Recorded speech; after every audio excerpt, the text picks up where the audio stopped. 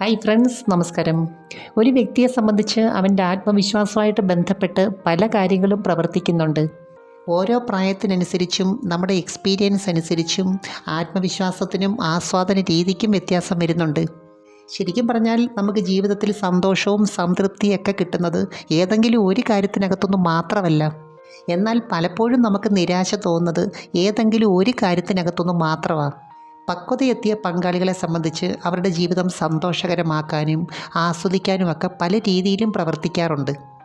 അപ്പം ഞാൻ ഇന്ന് പറയുന്നത് ലൈംഗികതയിൽ കുറച്ച് എക്സ്പീരിയൻസ് ഉള്ളവരെ സംബന്ധിച്ച് സ്വാഭാവികമായിട്ടും അവരിഷ്ടപ്പെടുന്ന ചില രീതികളെക്കുറിച്ചും അതിൻ്റെ ചില പ്രത്യേകതകളെക്കുറിച്ചുമാണ്. അതിനു മുമ്പ് ഈ ചാനൽ ആദ്യമായിട്ട് കാണുവാണെങ്കിൽ ഒന്ന് ലൈക്ക് ചെയ്യണം, സബ്സ്ക്രൈബ് ചെയ്യണം, ഷെയർ ചെയ്യണം കേട്ടോ. യഥാർത്ഥത്തിൽ ദാമ്പത്യത്തിനകത്ത് യുക്തിപരമായ ചിന്തയ്ക്കും വികാരത്തിനും അതിൻ്റേതായ പ്രാധാന്യമുണ്ട്. പ്രത്യേകിച്ച് 40 കഴിഞ്ഞവരെ സംബന്ധിച്ച് അവർക്കിതിനകത്ത് വ്യക്തമായിട്ടുള്ളൊരു കാഴ്ചപ്പാടുണ്ട്, ഒരു മൈൻഡ് സെറ്റും ഉണ്ട്. ശരിക്കും പറഞ്ഞാൽ ഈ ഒരു മൈൻഡ് സെറ്റ് 1-2 ദിവസം കൊണ്ടുണ്ടായി വന്നതല്ല. അവരുടെ കുറേ നാളത്തെ എക്സ്പീരിയൻസ്, ലൈഫ് സ്റ്റൈൽ, ആരോഗ്യം, പിന്നെ അവരുടെ വ്യക്തിപരമായ കഴിവുകൾ, ചിന്തകൾ, പങ്കാളിയായിട്ടുള്ള ബന്ധം, ഇതെല്ലാം ഇതിനെ സ്വാധീനിക്കുന്നുണ്ട്. ഇപ്പോൾ സ്ത്രീയാണെങ്കിലും പുരുഷനാണെങ്കിലും ഇതുമായിട്ട് ബന്ധപ്പെട്ടിട്ടുള്ള ആത്മവിശ്വാസത്തിന് അല്ലെങ്കിൽ സന്തോഷത്തിന് ഒരടിസ്ഥാനമുണ്ട്. ദാമ്പത്യത്തിനകത്തുള്ള സന്തോഷവും സംതൃപ്തിയൊക്കെ കൂടുതൽ നാൾ നിൽക്കണമെന്നുണ്ടെങ്കിൽ സാധാരണ രീതിയിൽ നിന്നും വ്യത്യസ്തമായിട്ട് ചില കാര്യങ്ങൾ ചെയ്യേണ്ടതായിട്ടുണ്ട്. ഏത് കാര്യത്തിനകത്താണെങ്കിലും മനസ്സിന് ഒരു പ്രത്യേകതയുണ്ട്.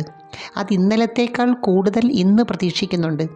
നമ്മുടെ കാമപരമായിട്ടുള്ള സങ്കല്പങ്ങൾ പോലും നമ്മുടെ എക്സ്പീരിയൻസ് അനുസരിച്ച് അല്ലെങ്കിൽ ഓരോ നാൾ കഴിയുമ്പോഴും നമ്മൾ അറിയാത്ത തന്നെ അപ്ഡേറ്റ് ചെയ്യുന്നുണ്ട്. ബന്ധപ്പെടാനായിട്ട് കൂടുതൽ ആഗ്രഹമുള്ളവരെ സംബന്ധിച്ച് അവരുടെ ലൈഫ് സ്റ്റൈൽ ഒരു പ്രത്യേക രീതിയിലാണ് സെറ്റ് ചെയ്തിരിക്കുന്നത്. ഇതിനിടയ്ക്ക് ഞാനൊരു സൈക്കോളജി പറയട്ടെ. നിങ്ങളുടെ വൈകാരികപരമായിട്ടുള്ള കാര്യത്തിനകത്ത് ഒരു മെച്യൂരിറ്റി ഉണ്ടെങ്കിൽ, എന്നുവെച്ചാൽ ഒരു കാര്യം എങ്ങനെ ആസ്വദിക്കണമെന്ന് വ്യക്തമായിട്ടറിയാമെങ്കിൽ നിങ്ങൾക്കതിനകത്തൊരാശങ്കയുണ്ടാകത്തില്ല. കുറച്ചുകൂടി വ്യക്തമായിട്ട് പറഞ്ഞാൽ, നമുക്കൊരു കാര്യം ആവശ്യമുണ്ടെങ്കിൽ അവിടെ യാതൊരു കൺഫ്യൂഷനുമില്ല. കാരണം അതിനനുകൂലമായിട്ടുള്ള സാഹചര്യം ഒരുക്കുന്നതിനകത്ത് നിങ്ങളുടെ ഇന്നർ മൈൻഡ് നിരന്തരം ശ്രമിച്ചുകൊണ്ടിരിക്കുകയാണ്. അതുകൊണ്ട് തന്നെ ഇവിടെ ഉത്കണ്ഠപ്പെടാനോ നെഗറ്റീവായിട്ട് ചിന്തിക്കാനോ ടെൻഷൻ അടിക്കാനോ ഒന്നിനും സമയമില്ല. ഇപ്പോൾ ഏത് കാര്യത്തിനകത്താണെങ്കിലും നമ്മൾ 2 മനസ്സോടെ പോകുമ്പോഴാണ് അവിടെ സംഘർഷം ഉണ്ടാകുന്നത്. ഇപ്പോൾ ബന്ധപ്പെടുന്നതിനകത്താണെങ്കിലും വേണോ വേണ്ടായോ എന്ന ചിന്ത വന്ന് നോക്കിക്കേ. ഇനി ചെയ്താലും നമുക്കത് പൂർണ്ണമായിട്ട് ആസ്വദിക്കാൻ പറ്റത്തില്ല.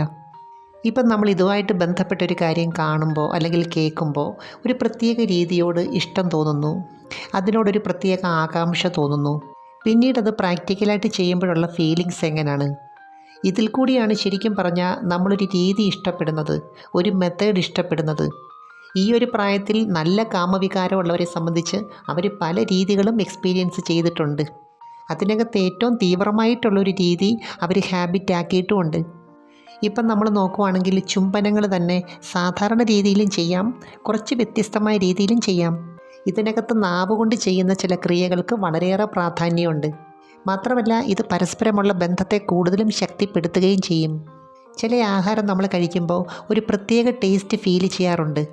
മാത്രമല്ല അത് വീണ്ടും കഴിക്കാനുള്ള ഒരു കൊതി തോന്നാറുമുണ്ട്.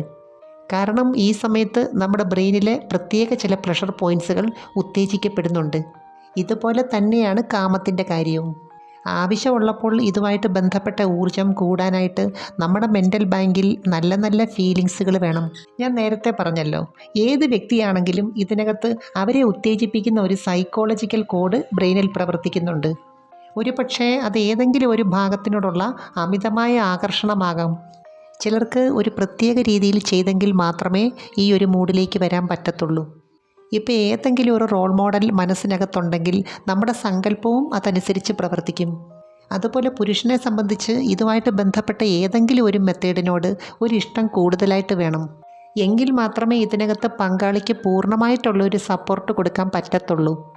ഇപ്പോൾ ഫുട്ബോൾ കളിയാണെങ്കിലും ക്രിക്കറ്റ് കളിയാണെങ്കിലും ഏത് ഗെയിമാണെങ്കിലും ഓപ്പോസിറ്റുള്ള ആൾ നന്നായിട്ട് പെർഫോം ചെയ്തെങ്കിൽ മാത്രമേ നമുക്കും ശരിയായ രീതിയിൽ കളിക്കാൻ പറ്റത്തുള്ളൂ. ഈ വിഭാഗത്തിലുള്ള സ്ത്രീകളെ സംബന്ധിച്ച് അവരുടെ കാമവികാരം കൂടുന്നതിനകത്ത് പല കാരണങ്ങളുമുണ്ട്. പ്രത്യേകിച്ചും മെനപ്പോസിനോടടുക്കുന്ന സമയത്ത് ഈസ്ട്രജൻ്റെ ടെസ്റ്റോസ്റ്ററോണിൻ്റെയും പ്രൊഡക്ഷൻ, അതുപോലെ അതിൻ്റെ പ്രവർത്തനം കുറച്ച് കൂടുതലായിരിക്കും. അതുകൊണ്ട് തന്നെ ഒരു പ്രത്യേക ആത്മവിശ്വാസം ഫീൽ ചെയ്യുന്നുണ്ട്. മാത്രമല്ല ഇതിനുവേണ്ടി സാഹചര്യം ഒരുക്കാനുള്ള ഒരു ഊർജം ക്രിയേറ്റ് ചെയ്യുന്നുണ്ട്. ഈ സമയത്ത് പഴയ കാലത്തെ കുറച്ച് ഓർമ്മകളൊക്കെ കൂടുതലായിട്ട് വരുന്നുണ്ട്. മാത്രമല്ല പ്രണയിക്കാനുള്ളൊരു ഊർജം കൂടുതലായിട്ട് വരുന്നുണ്ട്. അതുകൊണ്ട് തന്നെ പ്രണയിക്കാനും സൗഹൃദം കൂടാനും ഒക്കെയുള്ളൊരു ടെൻഡൻസി കാണിക്കുന്നുണ്ട്. പക്ഷേ ഈ സമയത്തെ പ്രണയത്തിന് ചില പ്രത്യേകതകളുണ്ട്. അതിനകത്ത് കാമം കുറച്ച് കൂടുതലായിരിക്കും. ചിലരെ സംബന്ധിച്ച് അത് പങ്കാളിയോടായിരിക്കും, ചിലരെ സംബന്ധിച്ച് മറ്റാരോടെങ്കിലും ആയിരിക്കും, എന്തിനോടെങ്കിലും ആയിരിക്കും. അത് ഓരോരുത്തരുടെയും സാഹചര്യത്തിനനുസരിച്ച് വ്യത്യാസം വരും. ചിലർക്കാണെങ്കിൽ അതിന് പറ്റിയ ഒരു പങ്കാളിയായിരിക്കും കിട്ടിയിരിക്കുന്നത്. എന്ത് ചെയ്യുന്നതിനും എങ്ങനെ ചെയ്യുന്നതിനും ഒരു മടിയും കാണിക്കത്തില്ല. പലർക്കും ഒരു ധാരണയുണ്ട്, ഈ ലൈംഗികതയെന്ന് പറയുമ്പം അതിങ്ങനെ ആയിരിക്കണം, ഒരു രീതി മാത്രമേ ശരിയായിട്ടുള്ളൂ. എന്നാൽ അങ്ങനെയല്ല. പങ്കാളിക്ക് ഇഷ്ടപ്പെടുന്ന ഏത് മെത്തേഡും ഇതിനകത്ത് അഡോപ്റ്റ് ചെയ്യാം. നാവ് കൊണ്ടുള്ള ക്രിയകൾ കൂടുതലായിട്ട് ചെയ്യുന്നവരുണ്ട്. വിരലുകൾ ശരിയായ രീതി ഉപയോഗിച്ച് പൂർണ്ണ സംതൃപ്തി കണ്ടെത്തുന്നവരുണ്ട്. ഇവിടെ നമ്മൾ ഓർക്കേണ്ട പ്രധാനപ്പെട്ട ഒരു കാര്യം എന്തെന്ന് വെച്ചാൽ, എല്ലാ സുഖങ്ങളും എല്ലാ രസങ്ങളും എക്സ്പീരിയൻസ് ചെയ്യുന്നത് ബ്രെയിൻ സിസ്റ്റം കൊണ്ടാണ്. അപ്പോൾ ഈ ബ്രെയിനിലുള്ള പ്ലഷർ പോയിൻറ്റ്സിന് സ്റ്റിമുലേഷൻ വരണമെങ്കിൽ രണ്ട് കാര്യങ്ങൾ പ്രധാനമാണ്. ഒന്ന്, നമ്മുടെ സങ്കല്പം കൊണ്ട്, കാഴ്ചകൾ കൊണ്ട്, സംസാരം കൊണ്ട്, ചില പ്രവൃത്തികൾ കൊണ്ട് അവിടുത്തെ ഊർജത്തെ കൂട്ടണം. രണ്ട്, നെർവ് എൻഡിങ്സ് കൂടുതലായിട്ട് വരുന്ന ഭാഗത്ത് ചില ക്രിയകൾ നന്നായിട്ട് ചെയ്യണം. ഇതിനകത്തുള്ളൊരു സന്തോഷം എന്തോന്ന് വെച്ചാൽ, അല്ലെങ്കിൽ ഒരു ത്രില്ല് എന്തോന്ന് വെച്ചാൽ, എങ്ങനെയെങ്കിലും രതിമൂർച്ചയിലെത്തുക എന്നുള്ളതല്ല. ഏത് രീതിയിൽ കൂടിയാണ് അല്ലെങ്കിൽ ഏത് മെത്തേഡിൽ കൂടിയാണ് നമ്മൾ ഈ അവസ്ഥയിലേക്ക് വരുന്നത്, അതാണ് പ്രധാനം. സ്ത്രീകളെ സംബന്ധിച്ച് അവരുടെ ഉപബോധ മനസ്സിൻ്റെ പ്രവർത്തനം ഇതിനകത്ത് ഏറ്റവും അധികം സ്വാധീനിക്കുന്നുണ്ട്. അതുകൊണ്ട് തന്നെ സന്തോഷമുള്ളൊരു മൈൻഡ് സെറ്റ് ഉണ്ടെങ്കിൽ മാത്രമേ മറ്റെല്ലാ കാര്യങ്ങളും ശരിയായിട്ട് വരത്തുള്ളൂ. ഒരു കാര്യം ഇതിനകത്ത് വ്യക്തമാണ്, മനസ്സ് അനുകൂലമല്ലെങ്കിൽ എത്ര കയറി ഇറങ്ങിയിട്ടും ഒരു കാര്യവുമില്ല. മിക്കവാറും അമിതമായ ഉത്കണ്ഠയുള്ളവരെ സംബന്ധിച്ച് അവരുടെ ശരീരത്ത് കോർട്ടിസോളിൻ്റെ അളവ് കൂടുന്നുണ്ട്. അവിടേക്കുള്ള ബ്ലഡ് സർക്കുലേഷനെ ഇത് കുറയ്ക്കുന്നുണ്ട്.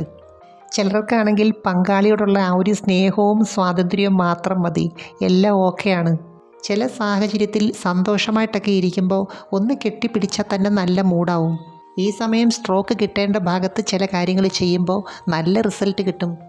ക്രിസരിയയുടെ ഭാഗത്തുള്ള നെർവിൻഡിക്സിന് ഒരു പ്രത്യേകതയുണ്ട്. ഇത് സന്തോഷത്തിൻ്റെ ഹോർമോൺ കൂടുതലായിട്ട് വരുമ്പോൾ ശരിയായ രീതിയിൽ പ്രവർത്തിക്കും. മനസ്സിൻ്റെ പ്രവർത്തനം കറക്റ്റാണെങ്കിൽ മാത്രമേ ലൂബ്രിക്കേഷനും ശരിയായ രീതിയിൽ വരുത്തുള്ളൂ. ഇതുമായിട്ട് ബന്ധപ്പെട്ടിട്ടുള്ള എന്ത് പ്രശ്നമാണെങ്കിലും ആ പ്രോബ്ലത്തിനകത്ത് നമ്മൾ ഫോക്കസ് ചെയ്യരുത്. അതിൻ്റെ പരിഹാരത്തിന് എന്താണോ വേണ്ടത് അത് ചെയ്തിട്ട് ആ പ്രശ്നമേ മറന്നു കളയണം. എനിക്ക് തോന്നുന്നു സ്ത്രീകളെ സംബന്ധിച്ച് ഏറ്റവും കൂടുതൽ സന്തോഷമായിട്ടിരിക്കേണ്ട, റിലാക്സ് ആയിട്ടിരിക്കേണ്ട ഒരു സമയം ഇതാണ്. അപ്പോൾ ഇതിനകത്ത് സ്ത്രീയാണെങ്കിലും പുരുഷനാണെങ്കിലും അവരുടെ ആ മൂഡ് നിലനിർത്താനായിട്ട് മനസ്സിനെ ഒരു പ്രത്യേക തലത്തിലാണ് പ്രവർത്തിപ്പിക്കുന്നത്. നമുക്ക് ഈ സമയത്ത് എന്താണോ കൂടുതലായിട്ട് ഇഷ്ടപ്പെടുന്നത്, ആരെയാണ് കൂടുതലായിട്ട് ഇഷ്ടപ്പെടുന്നത്, അതിനെക്കുറിച്ച് ഓർക്കാം. ഒരു കാര്യം മാത്രം ഇതിനകത്ത് ഓർക്കേണ്ടതായിട്ടുണ്ട്. ഈ ഇഷ്ടമെന്ന് പറയുമ്പം ഇനി ആരായാലും അതൊരു അടിമത്വം ആവരുത്. തന്നെയല്ല, ഏത് വികാരങ്ങളാണെങ്കിലും അതിനെ നിയന്ത്രിച്ച് കൊണ്ടുപോകാനുള്ളൊരു മെച്യൂരിറ്റി ഈ സമയത്ത് കാണിക്കേണ്ടതായിട്ടുണ്ട്. എനിവേ, നമുക്ക് മറ്റൊരു വീഡിയോയുമായി വീണ്ടും കാണാം. അപ്പോൾ ചാനൽ സബ്സ്ക്രൈബ് ചെയ്യാൻ മറക്കരുത്, ലൈക്ക് ചെയ്യണം, ഷെയർ ചെയ്യണം. Thanks for watching. See next time. By.